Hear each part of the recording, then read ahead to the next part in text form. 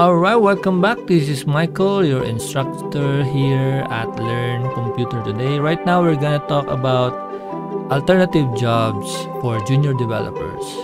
Okay, so if you are an aspiring developer, nag-aaral ka na ng coding and programming, these tips might help you. Alright, so let's proceed na. Okay, ayan, so alternative jobs for junior developers, other jobs for you. So, once na nag-training ka, nag-aral ka, ipin-prepare mo yung sarili mo to become a developer, it means, pag sinabi nating developer, it means pwedeng web developer, full stack web developer, software developer, and then ditong WordPress professional developer. So, while learning or while training as a junior developer, ay meron kang alternative jobs na pwedeng applyan. No, kasi hindi naman lahat ng nag-aaral or sabihin na natin self-taught ka sa sarili mo, ikaw ay nag-aaral using YouTube, Coursera, Udemy, etc. Kung ano man yung form of learning mo, ay hindi naman kaagad ikaw magkakatrabaho, di ba? And one of the reason why we are learning coding and programming is because we like in the future na tayo ay maging developer, na talagang totoong developer, hindi lang bastang self-proclaimed developer lang, kundi talagang magkaroon tayo ng position and also the mismong task and job bilang developer, pwedeng senior developer or junior developer sa mga company. So kung hindi pa tayo ready, hindi pa tayo sanay sa coding, at hindi na under training pa rin tayo, so may mga alternative jobs while learning, no? Kasi hindi pwedeng wala tayong hanap buhay, no? At siyempre, habang nag-aaral tayo ng coding, programming, nagde-develop tayo ng systems, etc., yung mga project natin, ginagawa natin, lalo na dito sa Learn Computer today, ay hindi pwedeng wala tayong income, walang salary. So, kung nag-iisip ka kung sa ngayon ay wala ka pang work or gusto mo mag-iba ng area o field ng expertise, so ito yung mga alternative na pwede mong applyan. So, sige, start tayo. So, sa resume natin, usually, bago tayo mag-apply, pine-prepare natin, di ba, yung ating resume, or yung iba tawag ay curriculum vitae or yung ating CV. So, mas detalyado yon. And this one, binigay ko lang example na resume, no? At doon sa part ng skills, bilang ako mismo ay isang naging interviewer, no, sa isang company, ako mismo yung nag-interview at nag-scan ng mga resume. So, ang una ko tinitingnan is yung skills. Of course, mahalaga yung name, address, mga interest, and kung saan nag-graduate, pero alam naman natin lahat, o hindi man lahat tayo alam natin, na yung college or something like education or training, isa lang yan sa pwede nating source na pwedeng makita ko na sa akin interview or planong interviewin, makita ko saan siya nag-aral, ano yung natapos niya, isa yon. Pero ang mas mahigit na mahalaga para sa akin bilang isang nag-interview, no, part ng nagre-recruit doon sa isang company, ay itong skills. Anong skills meron ka, no? So, once nag-aral ka bilang developer, junior developer, ilalagay mo sa resume mo to. HTML, CSS, JavaScript, kung ikaw ay nasa full stack, Bootstrap, Laravel, Vue.js, React, Node, Git, and GitHub, UX, UI design. No? So, once na meron ka na natutunan na specific language or isang specific, let's say, itong ating Bootstrap or Laravel or JavaScript, alam mo na yan, and meron kang mga projects na nagawa dyan, hindi ka mahihiyang ilagay yan dyan, no? Nakakahiya lang yan kung halimbawang nag-aral tayo ng simple programming using JavaScript or Python, nag-aral lang tayo ng mga basics, tapos ilalagay mo sa resume mo, ano ka na, may Python programmer ka na, JavaScript programmer, o sabihin na JavaScript, ano ka na, yung developer. So, kasi tetest ka niyan O sige, ano ba ginagawa niyo sa JavaScript? Yan. So, sasagot mo pa lang pag pag gano'n ang mga sagot, pag ganyan ang mga sagot mo, alanganin na yan. Ibig sabihin, nire-recall mo by memory. So, nasa memory mo lang, no? While kapag ginawa mo talaga yung project, ang gandaan nun, sir, ginagawa namin dyan, nag-create kami ng mga simple interaction with the customer. Once na nag-click sila ng button, may mangyayari, pwedeng ipakita sa kanila yung specific details na gusto nilang malaman, pwede may mag-pop up sa screen nila. So, you can explain really well kasi ginawa mo, no? And then, pag tinanong, ano ba yung CSS? Actually, sir, ang CSS yan yung nagpapaganda sa website. So, lahat ng yan, hindi alam, lalo na kapag ang nag-interview sa'yo, planong mag-interview sa'yo ay talagang computer literate, sabihin natin, magaling sa team leadership, magaling sa supervision, manager talaga, etc., general manager. So, wala silang idea, maybe, yung iba sa kanila, walang idea kung ano yung Vue.js, Laravel. So they will ask you definitely, ano yung Laravel? Ayan po ay framework po in making websites, application using PHP, yung PHP natin for ano yung PHP? So, yung mga tanong na yan, patuloy silang magtatanong kasi gusto nilang malaman ano yun. At paano ka makaka-relate, paano yung iyong posisyon makaka-relate doon sa posisyong ina-applyan mo. Kunyari, ang ina-applyan mo is, halimbawa, office work, no? Data processing, pwedeng ganyan, data collection, data entry. Siyempre, ang sasabihin lang, hindi kaya overkill ka naman pagka overkill sa amin or overkill yung work mo kapag ang position mo, ang dami mo palang alam, marunong ka pa sa Python. Actually, ma'am, kasi ngayon I need, nag-aaral pa po kasi ako ngayon. So, meron po kaming training sa Learn Computer Today, etc. O kaya ako saan man, no, nagtitraining o nag-aaral pa ako sa college, ganyan. So, gusto ko lang po na meron akong source of income and I saw your post na meron kayong vacant position. Pwedeng-pwede po ako dyan since I'm a computer literate person. Alam ko po about yung many things about sa system. Alam ko rin po yun. I know how to create documentation. Ito po sa part na documentation, ito ay paperworks po ito. No? You have to be, marunong ka dapat sa English, marunong ka sa instruction, mga steps, mga manual, pag-create ng manual. Halimbawa, yung company ay nag-offer ng product and then kailangan nila i-provide yung manual for the specific product, how to use the manual, yung mga troubleshooting manual. So, pwede mo ngayon dito maging position doon sa kanilang company. So, pwede ka sa anumang bagay na may computer. You can tell him or her, yung interviewer mo, na kahit ano pong paggawa niyo sa akin sa computer, kaya ko po. Kahit mag-print, Xerox, no? Kasi ito ay part na po ng technology na inaaral ko ngayon.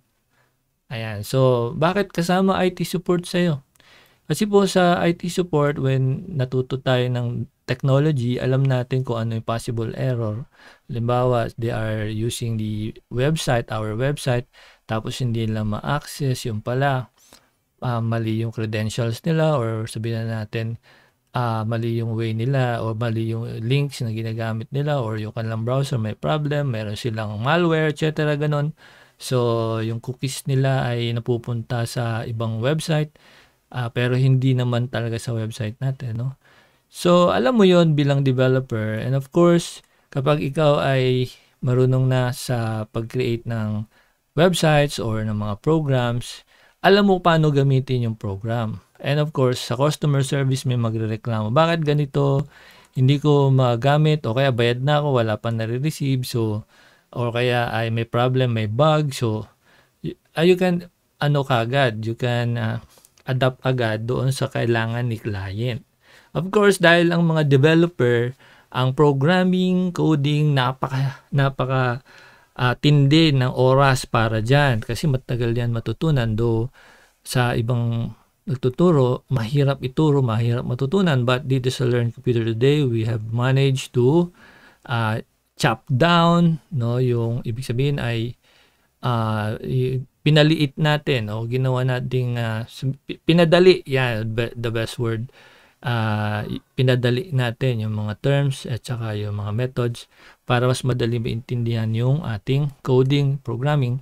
So kapag ikaw may pasensya na, marunong ka na magpasensya sa iyong code, sa iyong mga bugs, no, sa mga problem, error sa iyong code, matututo ka rin magpasensya sa mga customer na nagreklamo. And of course, kahit sino naman, pag hindi satisfied, siyempre magreklamo talaga. And of course, yung mga simpleng mga mga inquiries about the product, no, about a product, about the services na na-acquire nila, gusto nilang bilhin. So, kaya nyo na-explain yun. And of course, project management. Kapag may project ang company, no, at they are working on a project, pwede at isasama kanila sa team, no? So, pwede yan. Customer relationship management ay CRM. So, mas madali na sa'yo gamitin yan kasi nagawa ka nga ng system. So, gagamitin mo lang. So, napakadali naman yan, no? Bilang isang developer, bilang isang programmer, matututo tayo ng logic, matututunan natin algorithm, kasama yan sa ating training, and then itong ating object-oriented programming.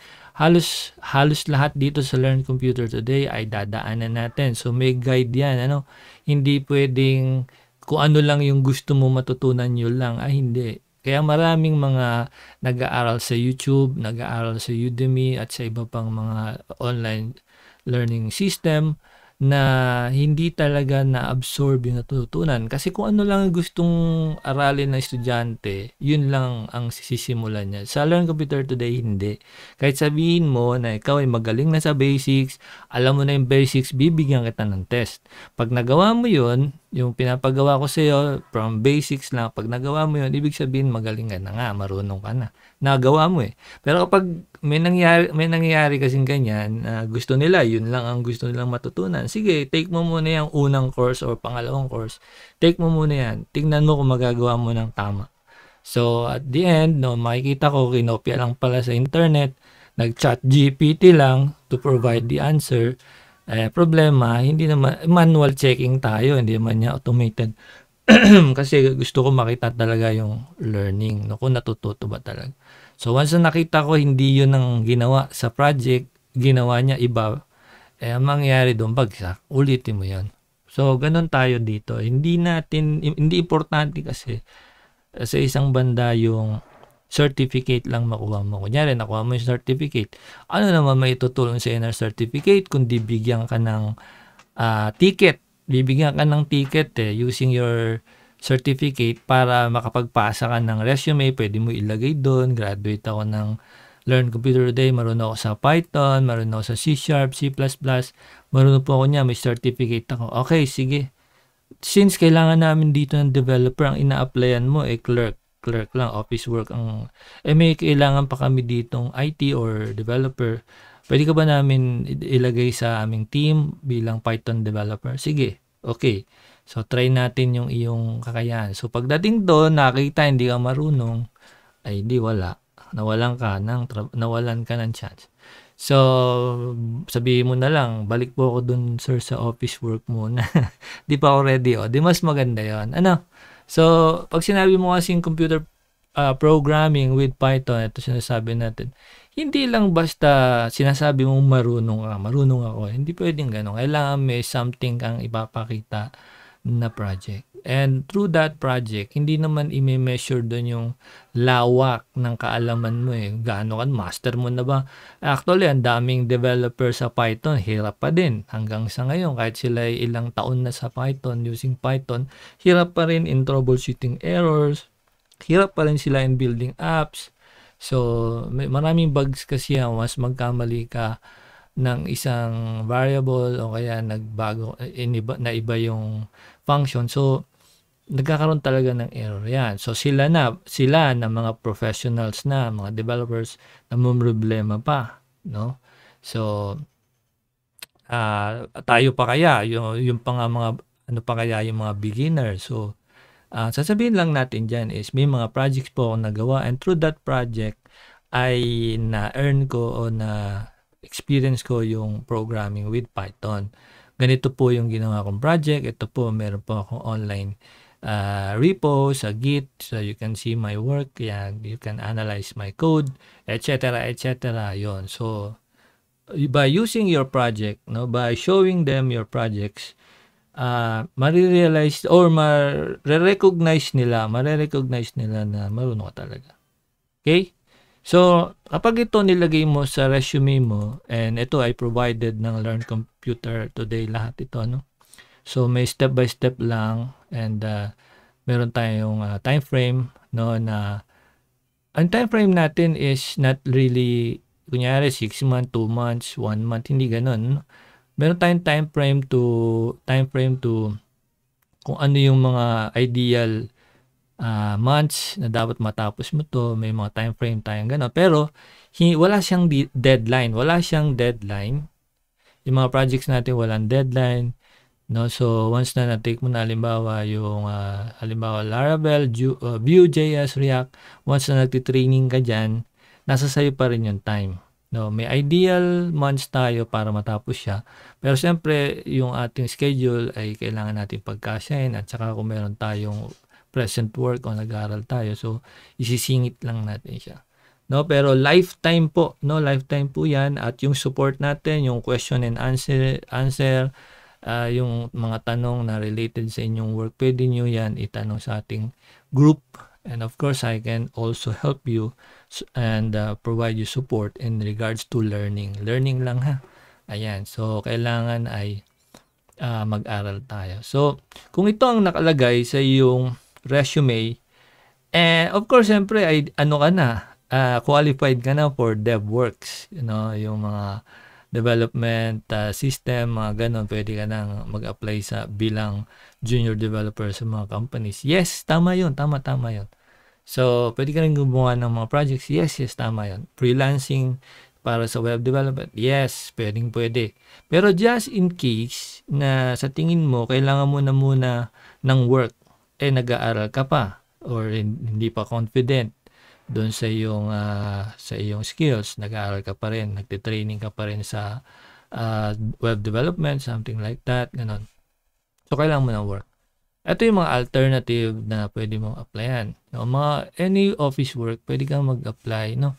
Pag merong nangailangan na clerk, ganyan, no, clerical work, data entry, no, data processing, secretarial, team manager, analyst, pwede sa administration task, no, secretarial, no, assistant, etc. Data entry, yung mga trabahong pang office, pwede ka naman doon. Kasi una-una, hindi ka lang computer literate. Iba yung computer literate. Hindi ka lang basta marunong sa Office, Microsoft Office, 365. Kasi dito sa Learn Computer Today, provided din yung training niya. From basic to advanced tayo. So, mag-start tayo talaga sa computer literacy muna. Kung wala kang alam about sa computer, zero knowledge ka talaga, wala ka talagang and then, yun nga, wala ka pang computer. So, meron tayo dyang computer basics. Yung LCT Computer Basics with Microsoft Office. But of course, habang nag-aaral tayo ng ganito from basics, dapat mag-provide ka na ng computer mo. Pwedeng laptop, second hand. Pwedeng desktop, second hand. Hindi naman kailangang mataas ang specs, no? At least 2 GB lang na memory. Okay na, no? So, ayan yung mga dapat nating pwede nating pasukan, ayan. So next is yung call center. Of course, sa call center, kahit na anong background mo dyan, kahit hindi ka graduate ng college, basta magaling ka sa English or nakapag-training ka for call centers and BPOs, so pwede kang mag-call center, yes. As a developer, as a junior developer, as an aspiring developer na nagtitraining ka pa lang, so pwede ka rin mag-call center, di ba? So while you are doing your thing, habang nag-aaral ka ng coding, programming, pwede ka mag-apply, no? Kasi sa coding and programming, magde-develop tayo ng system, right? magde-develop tayo ng products, digital products, no? So, alam natin kung ano yung trabaho natin sa pagde-design ng product, sa coding. So, we can also interact with clients. So, sa call center, of course, maraming mga diyan, mga position, mga anong klase ng anong services yung pino-provide nyo, depende yan sa inyo. But since we are in the digital age, nasa digital na tayo, computer ang ginagamit, website ang ginagamit, application, etc. So, pwede tayo talaga makapag-adapt, no, sa ganyang work kasi alam natin yung digital, yung ating technology today. So, we can apply as a customer support, no, technical support, mas okay pa sa atin. Depende yan kung ang product nila is application, software based or web based.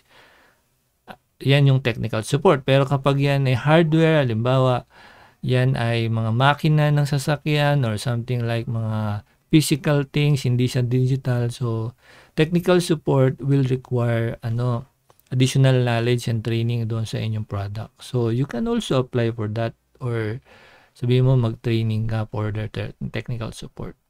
Usually yung iba meron namang training kagaya ng itong si Concentrix, pa ba yung iba na mga Accenture, yan, no? So yung mga pinoprovide nila is more on digital technology, programming, etc. So pwede ka mag-apply diyan, no? Kahit nasabihin mo na basic pa lang alam mo, nasa training ka pa lang, nasa Learn Computer Today, may mga estudyante tayo nag-try dyan, Accenture, nakapasa sila. And they are still working, no, sa Accenture while training sa Learn Computer Today. Of course, next is yung ating sales support, no, yung mga nabenta na ng mga unit, halimbawa laptop, desktop. So, meron ka ng technical knowledge dyan kasi hindi man in-depth kagaya ng IT support talaga, may IT training, no, yung IT talagang ang kanyang course. So medyo limited lang talaga ang pwede mo i-provide, no, especially hardware kasi nasa coding programming aspect tayo. So ang pwede mo lang ibigay is yung mga common problems, no, troubleshooting. No, while kapag sira na yung machine, sira na yung let's say laptop o desktop, so pag sira na yun, so dadalhin nila sa service center. So mga technician na ang bahala doon o IT support. No, and next is yung quality assurance, no. Siyempre, meron makakapag-adapt tayo diyan, may knowledge tayo about the units, etc. We can always assure them sa mga services kung may mga problems sa sign in, sa mga accounts, so pwede ka rin doon customer satisfaction survey, data analysis. So it depends on you, no, and it depends sa company na apply mo ano yung kailangan nila, but with all the technicalities and technology, no, madali kang maka-adapt kasi logic na nga tayo, nandun na tayo sa, no, baka naman natatakot kayo sa salitang logic. Actually, ginagamit natin yan araw-araw. Di lang tayo aware. Ini-enhance lang natin pagdating sa coding. No, algorithm, araw-araw natin ginagawa yan, ginagamit algorithm. No, meron tayong course dyan sa ating website, yung ating introduction to programming. So, yun doon ay pinag-usapan doon yung ano yung algorithm, ano yung computer program. So, free po yun. No? Pwede nyo enroll. Okay? Ayan. Nasa website lang, learncomputertoday.net. So, industrial. No? Sa industrial field, yung mga companies na gumagamit na automation, may conveyor, yung mga, sabihin na natin, mga processing zone, yung mga lugar kung saan maraming kumpanya na iba ay foreigner may-ari. So, pwede ka mag-apply as quality assurance, quality engineer. No, itong quality engineer, siyempre, kailangan mo may background ka dyan sa college, no? Pwedeng electrical engineer, electronics, communication engineer, no? Etc. Pwede rin production engineer. Kailangan lang ng college background dyan. Pero sa quality assurance, hindi masyado kasi nung ako ay nag-apply as a quality assurance, wala naman akong binigay ng malupit na college background doon. Wala nga akong nilagay na college background. Basta bumili lang ako tigpipiso. Tigpipiso noon yung buy data. Kung familiar kayo sa buy data, panahon namin, ang buy data ay tigpipiso. No? So, basta sulat lang ako ng sulat, dikit lang ako ng dikit ng picture, nilalagay ko lang yung aking mga alam, skills, no? Then, na-hire ako as quality assurance, no? Tapos, ano yun, na-promote ako later on. Naging production engineer, no? So, okay, kasi ang aking course dati is marketing, so malayo yun. Tapos, hindi ko nailagay talaga yung college degree ko doon, ano?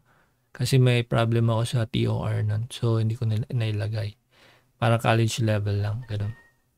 Collaboration team, yan. Tapos product development, testing. So, if you want to use also the term college level, pwede kang mag-enroll actually kahit may edad na mag-enroll ka ng college, kahit first sem, second sem. Try mo lang kung kakayanin ng iyong time. Kahit na ang age mo ay 30 na. Actually ngayon ako ay ganito ng age. Secret, no? At ito na yung aking age ngayon. Medyo may edad na ako ngayon pero nag-aaral ako computer science ulit, no? I mean computer science na ang inaaral ko ngayon. Dati marketing ang inaaral ko, and then electronics, and then programming dati, no? So related sa programming talaga, coding. But now nag-take ako ng college degree. So may edad na ako ngayon. So hindi yan hadlang para sa iyo, no?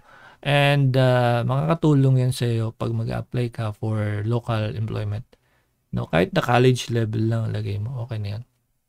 Now, kung hindi ayaw mo talaga mag-college, it's up to you. Okay? So, no problem with that. Okay? Alright. So, next, pwede ka palang maging beta tester. No, ikaw ay magte-test ng mga product, gano'n. Tapos doon mo malalaman. Doon mo malalaman ano yung problem. Yun. Alright. So, next is UX UI designer. So, kapag ikaw ay nasa web development, full stack, meron tayo diyang course. Meron tayo included na mga courses like paano mag-design ng UX tsaka UI, no? So for digital products or application, ganun din sa software development, WordPress development. So kailangan bahagi yan ng training kasi yan ay gagawa ka ng system. So paano gagamitin ng system? So part yan ng UX UI designer. So with that being said, pwede kang mag-apply as UX UI designer. At ang maganda dito, hindi ka lang designer, kundi ikaw mismo yung developer. So, mas malaki ang chance na ma-hire ka kasi alam mo mismo yung code, paano natakbo yung code, anong purpose ng code, and paano siya i-implement sa physical world, magkaroon ng interaction yung tao. Kasi yung ibig sabihin ng UX, user experience, ibig sabihin niya nag-i-interact o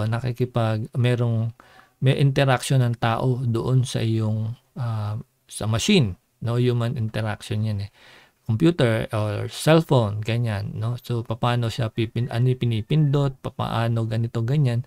So yan ay part ng user experience design, no? Okay, UI ganun din, user interface, ano yung mga pinipindot, mahirap ba siya gamitin, usually ganyan.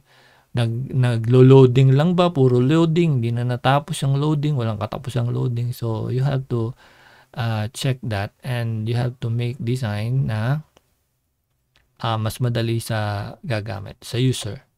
Okay? Alright. So next is kung halimbawa marunong ka magturo, ayan. So pwede ka mag-train, pwede ka mag-aral din kung gusto mo mag-aral sa primary education, secondary, elementary, high school, college education. Pwede ring one-on-one mentorship program, mag-offer ka ng tutorial, face-to-face tutorials, online. Pwede ka rin mag-establish ng online training, tapos thesis or capstone coaching, no? Kung halimbawa may mga kaibigan ka, kakilala ka na kailangan nila ng coaching para sa thesis nila, capstone, pwede kang tumulong. No? Ayan. So, yun nga lang, nakakalungkot kasi napakaraming mga scam sa Facebook and even sa mga websites, no?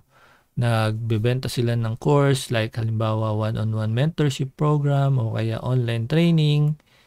Provide sila dyan, sisingilin ka ng mura or mahal, yun nga nakakalungkot. Ang ganda ng marketing strategy and yun. Mas magaling pa ang nasa YouTube. No, may mga ganun, may mga ganung nagtuturo. So, pagkabayad mo, bahala ka na sa buhay mo. So, hindi tayo ganun. Sa Learn Computer today, ang goal natin talaga is makatulong kasi aanin pa natin tong buhay na to kung di naman natin gagamitin para makatulong, di ba?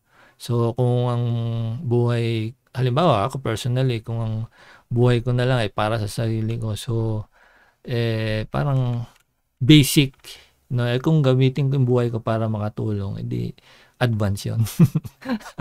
Alright, so tama na sa philosophical side. So let's go on sa ating freelancing. Okay. Any work related to technology, social media management, digital marketing, virtual assistant, and others.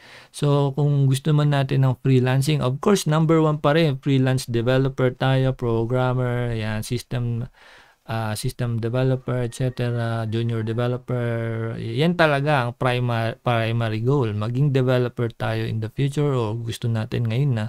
Pero kung nasa stage pa tayo na we are still honing our skills, we are still growing as a developer, as a junior developer, kulang pa yung ating experience and confidence. So, pwede tayong mag-try ng freelancing din. Social media management, madali na yan sa inyo. Pindot-pindot lang din, type and then research, no? And then sundan mo lang yung mga patterns na pinoprovide ng mga social media platforms, no? Digital marketing, may mga training, additional training, Google Digital Marketing, meron yan, no? May mga free training yan, digital marketing. At yung virtual assistants, no, yung virtual assistants, ano lang yan kumbaga sa inyo, madali lang yan kasi magaling kayo sa computer So, kagaya na lagi natin sinasabi, no, yung tayo gumagawa ng system. So, ano man ipagamit sa yung CRM, project management system, ano man yung paggamit sa yung mga Salesforce, ganyan, kung ano man mga CRM ang ipagamit sa'yo or ano pagawa sa'yo, pati graphic design, kaya mong gawin yan kasi part yan ng ating training. That's why, habang nag-aaral ka, lalo na dito sa Learn Computer Today, may chance ka talaga magkatrabaho. Malaki ang chance mo kasi nga doon sa skill na dinedevelop natin. At kapag meron ka ng skill, nag-grow kasi yung skills at nakikita mo yung proof sa sarili mo, nakukumbinsi mo yung sarili mo, kaya mo, then yun yung time talaga mag-level up ka na into becoming a senior developer or develop your own product, mag-establish ka ng sarili mong business, no, na related sa programming, sa technology, so ganun, no? So as a freelancer, no, yun nga lang, you have to be really kumbaga organized sa yung time, sa yung finances, no, at covered ng freelancing halos lahat ng pwedeng i-offer online, covered na ng ating skills, no. Ang isa lang ang hindi kasama pala yung video editing, video editing, ganyan, animation, yan, hindi natin kaya yan sa video, animation, etc., yung mga animated videos, wala sa ating training yan kasi yan ay exclusively for in those fields lang, no, na pwedeng gumawa ng ganun. But you can also add them to your portfolio, So, but I would highly suggest magstay ka on programming, magstay ka sa development, system development kasi yan yung future At yung competition niyan ay kakaunti. Pag sinabi mo we are hiring web developer, sige, yung pasa tayo, no? Ang dami nagpapasa niyan, in reality, dahil nga marami nagsasabi sila ay developer na, sila ay ganito ganyan. Ngayon, interviewin sila, papasa sila sa interview, okay, so na-hire na sila, 1 week, 2 weeks, 3 weeks, 1 month, 2 months, 3 months, magre-resign na siya. Bakit? Hindi niya kasi kaya yung pinapagawa. Hanap na lang siya ng iba. Ang reason niyan is kulang pa talaga, kulang pa talaga yung knowledge and yung skills, yung ability to to make actual projects, kasi doon talaga yan eh. Pag sinabi ni client, sige, hired ka na. Alright, so mag-start ka na bukas. So ang sweldo mo is, let's say, 70,000 per month. Ayan, 50 o 60,000, mag-start ka sa ganyan per month. So, gawan mo ako ng ganito. Gawan mo kami ng app, halimbawa, sa software developer. Gawa tayo ng app na ganito ang gagawin. Okay, application, pwede ma-download sa Google Play. Ganito, gawin mo to. Ngayon, sige sir, sige ma'am, okay po, nag-start ka na maggawa. Bahala ka na, sabihin sa'yo nung manager mo, o nung owner, bahala ka na kung anong gagamitin mong technology, nasa sa'yo na yun. Kung saan mas mabilis, doon ka, yun ang gamitin mo. Okay, so nag-start ka na ngayon, hindi mo ngayon magawa, lumipas na 1 buwan, wala kang pang-update, hindi mo ma-update si may-ari na sinabi pa sa'yo, sige kung mas okay sa'yo sa bahay mag-work, sige sa bahay ka na lang, okay lang yun. Basta i-develop mo yung app natin. Tapos ngayon, hindi mo ma-develop, wala ka ngayon magawa, panay na research mo sa YouTube, panay na research mo sa kung saan-saan mga websites para makabuo ka. Ang gusto ni client specific eto gusto ko gawin mo ganito. Wala sa YouTube, wala rin sa website. Ibig sabihin hindi ka marunong. So ang mangyari doon, mag-resign ka lang or tatanggalin ka, no? So that's why dito sa Learn Computer Today, we always say practice, practice, practice. Gawin ng mga project accordingly sa kanilang instruction. Pag nagpasa kayo ng iba na gawa kaysa doon sa nakalagay doon sa course, iba ang pinasa nyo, bagsak agad yun. Pag nakita kong iba ang code na ginamit nyo doon sa inaral natin, magkaiba yan, bagsak din kayo. Kahit sabihin mong gumagana yun, bagsak pa rin. Kasi nandun sa course eh. Kaya hindi mo siya madadaya. Hindi kagaya sa Coursera, sa Udemy, once na complete mo lang yung mga nandun, wala nang may project actually sa Coursera. But of course, may pwede kang mag-copy paste lang from ChatGPT, ganyan, copy paste from other website, then pasado ka na. But sa Learn Computer Today, hindi. Titingnan ko yung code sa ating project na ginagawa natin na code. Pag nakita ko, iba code mo, bagsakan na kagad. Ganun lang yun. Kasi nandun na sa course yung code ginagawa na nga doon tapos magpapasa ka ng iba. So, automatic yun. Ibig sabihin, hindi mo talaga inaral. Okay? So, ganun dito. And, ang goal natin talaga is matuto tayo. Yan naman ang reason bakit tayo mag-aaral pa. Hindi para lumaki yung ulo natin, maging sikat tayo, makagawa tayong vlog, maging vlogger tayo. Hindi doon. Kasi ang technology ay narito na at nariyan pa sa future. At yan ay para sa stability ng ating family, ng ating yung ating income, salary, etc., stability ng finances, And siyempre, kahit i-compare tayo ng mga iba, halimbawa, ikaw ay developer pero hindi ka vlogger, siyempre, may mga tao magsasabi, ay, buti pa sila, vlog lang, pera na. Well, it's not about that Kasi kapag vlogger ka, future natin? Diba? At paano na tayo makapag-develop ng technology, new innovation, kung lahat tayo vlogger, So, may vlogger talaga, meron talagang magaling sa ganun. But, yung ating goal is to allow everybody na makasama doon sa technology advancement, Kaya kung papansin ninyo, kalimitan ng mga magagaling na developer, mga scientists, walang vlog yung mga yan. Hindi sila vlogger. They just continue to innovate, create, and invent things. Mga inventors, hindi sila vlogger, Maski na si Elon Musk, na sikat, at maging si Bill Gates, at yung iba pa, hindi sila vlogger. Okay? So, I hope kahit paano ay nakatulong sa inyo ang mga ideas natin dito and tips. So, if you want to learn more, pwede po kayong pumunta sa learncomputertoday.net. Meron tayong mga free courses doon para makita nyo ano yung ginagawa natin, paano natin ginagawa, at the same time makita nyo na meron talaga kayong matututunan. At meron tayong courses ng mga may bayad like yung ating career path. Pinrovide natin to kasi mahirap mag-maintain ng website at mag-provide ng mga world-class na mga courses at kailangan meron something in return na matatanggap ang Learn Computer Today. So, ano lang yan, win-win. You help Learn Computer Today, we help you, and you help us.